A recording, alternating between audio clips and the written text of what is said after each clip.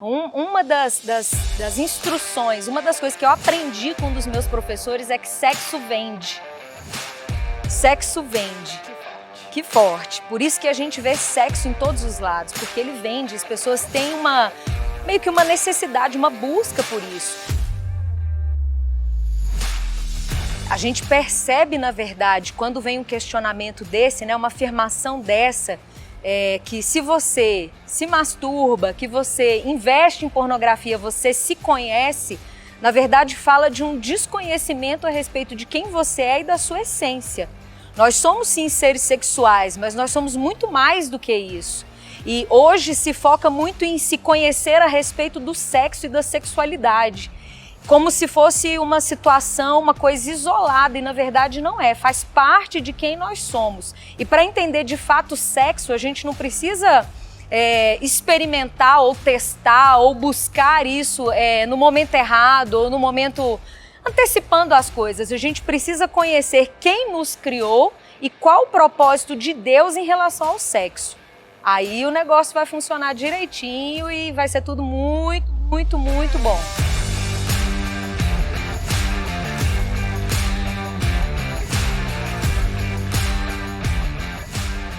Nos últimos tempos, nós temos visto que muitas pessoas estão viciadas em pornografia e masturbação. E o que eu penso é, como alguém pode ser viciado em um vídeo? Nirvana, aí é o que eu te falo, as pessoas não são viciadas no vídeo em si. O vídeo, ele é um gatilho para tudo aquilo que ele vai despertar no inconsciente, tudo aquilo que ele desperta nos pensamentos, nos sentimentos e que ele desperta nas ações que as pessoas têm. E é extremamente perigoso, porque hoje a gente vê relacionamentos que vivem, na verdade, um ideal que não é real em relação à sexualidade. Então, a pessoa ser viciada em sexo, ser viciada em vídeo, ser viciada na pornografia, cria nela uma expectativa que, na verdade, dificilmente vai ser satisfeita. No mundo natural, no mundo real, as coisas acontecem no tempo e numa proporção muito diferente do que se enxerga e se vê em vídeos, né? Se você for parar para, de fato, analisar esse tipo de vídeo, existe uma indústria muito grande por trás, né? E uma indústria muito bem pensada e muito bem programada para estimular o seu comportamento e te deixar sempre buscando e querendo isso e, no fim das contas, se frustrando, porque você não vai encontrar o que você vê nos vídeos na vida real. E como pastora, você já viveu ou vivenciou alguma coisa, alguém que era viciado e isso tornou algo muito ruim dentro do relacionamento dessa pessoa? Já trabalhou com pessoas assim? Sim, já, e tem um caso recente, inclusive, de uma pessoa que buscou ajuda porque são casados há um bom tempo e não conseguem fazer sexo. E não conseguem fazer sexo porque o marido é viciado em pornografia e ele tem uma série de vídeos e filmes e ele não consegue se conectar com a esposa como ele se conecta com os filmes. Olha que coisa, né? E a esposa me procurou buscando como ela trabalha isso dentro do casamento, como ela trata isso. Um marido que não procura a esposa, um marido que não sente prazer com a esposa, um marido que não proporciona prazer para a esposa. Mas aí você vê a incoerência, né? Que quer sexo.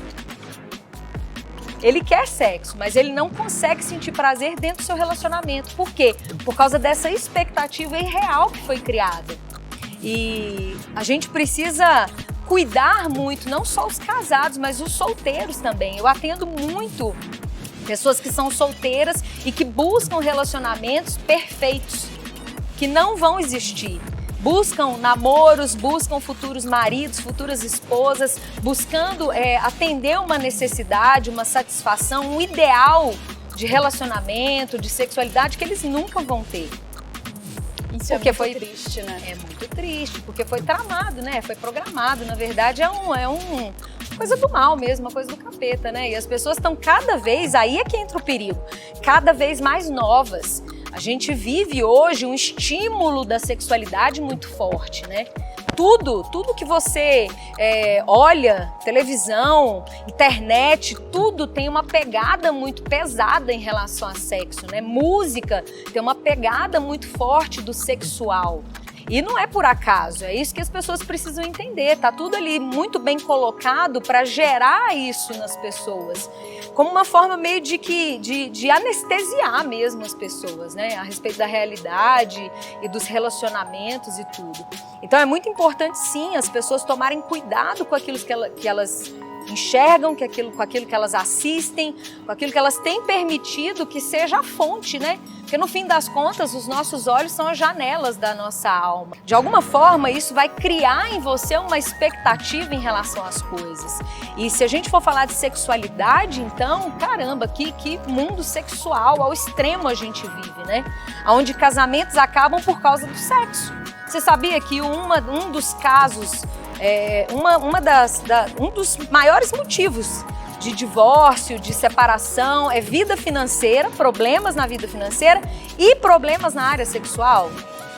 Chocante, né? Chocante. Agora pensa comigo, num mundo onde o sexo está aí disponível para quem quiser, acaba sendo bem coerente, concorda? Aí a gente vê onde está a cilada, é buscar as coisas no lugar errado e da forma errada. Porque muitas pessoas não se resolvem quando são jovens, são escravas, porque é isso que o vício produz na vida das pessoas, a escravidão, e quando casa com aquilo completamente bagunçado, com essas expectativas bagunçadas e se frustram totalmente. Exatamente. Mas como nós, sendo jovens, como que é possível? Eu queria que você falasse justamente para uma pessoa que tá aí, talvez é escrava, mas não consegue se libertar, porque hoje, como você falou, tudo é muito sexual. As propagandas, os filmes, tudo é muito sexual.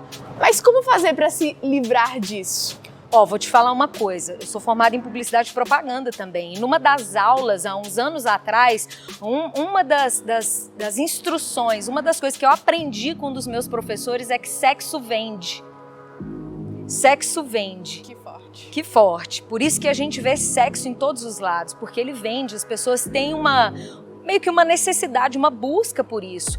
Pelo fato de nós sermos também seres sexuais, né? E é o buscar no lugar errado que distorce e traz os traumas, as frustrações.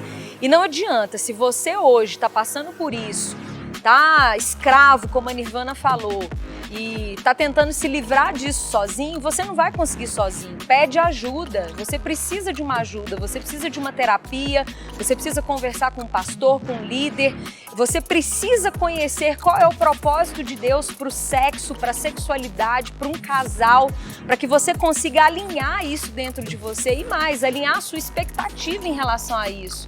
Para que futuramente, num casamento, num relacionamento, isso não venha a ecoar como uma coisa ruim. Sim. Pastora, vale a pena lembrar que muitas pessoas que têm esse tipo de vício são pessoas que têm muita vergonha de se expor, né? Muita vergonha de se expor. Mas a exposição é que vai trazer cura. Na verdade, então, é necessário falar, é necessário se abrir, né? Nirvana, isso que você falou é exato. É extremamente necessário que você se abra. É importante você encontrar alguém que você tenha confiança e liberdade para falar sobre isso. Lembrando que outras pessoas já passaram por isso também, podem te ajudar nesse caminho. Agora, uma dica prática que eu já te dou a partir de agora é cuidado com as coisas que você tem enxergado. Parece muito simples, mas é extremamente eficiente. O vício, quando ele é alimentado, mesmo que em pequenas doses, ele volta na proporção que ele tinha antes. Então, a abstinência vai fazer com que você, de fato, consiga se libertar. E como é que você se abstém disso? Parando de ver. A Bíblia fala, né? Se a sua mão te leva a pecar, corta, arranca fora a sua mão. E no caso aqui, seu computador, seu celular. Tem uma coisa que a gente precisa falar hoje em relação aos estímulos e que hoje é tanto para homem quanto para mulher, os aplicativos que hoje existem, né? Eu tenho um pessoal aí bastante jovem e que me mostram esses aplicativos e que é uma coisa, né, onde você coloca se você está disposto para um namoro sério, se você está afim de uma rapidinha, de trocar fotos e por aí vai. Então a gente precisa, na verdade, vigiar os ambientes que a gente está inserido, inclusive virtualmente falando. Porque essas coisas acontecem hoje no ambiente virtual. Então você precisa sim cuidar dos lugares. Qual é o ambiente virtual que você está frequentando? Com quais pessoas você tem conversado nesse ambiente? Porque às vezes, Nirvana, começa com uma foto, uma coisinha, uma mensagem mais picante, uma sugestão. E quando a pessoa percebe, quando ela se dá conta, ela está, na verdade, viciada, presa, não consegue se controlar, não consegue se relacionar com o outro, sem falar na culpa, sem falar na vergonha, sem falar na falta de coragem de assumir isso para alguém e pedir ajuda.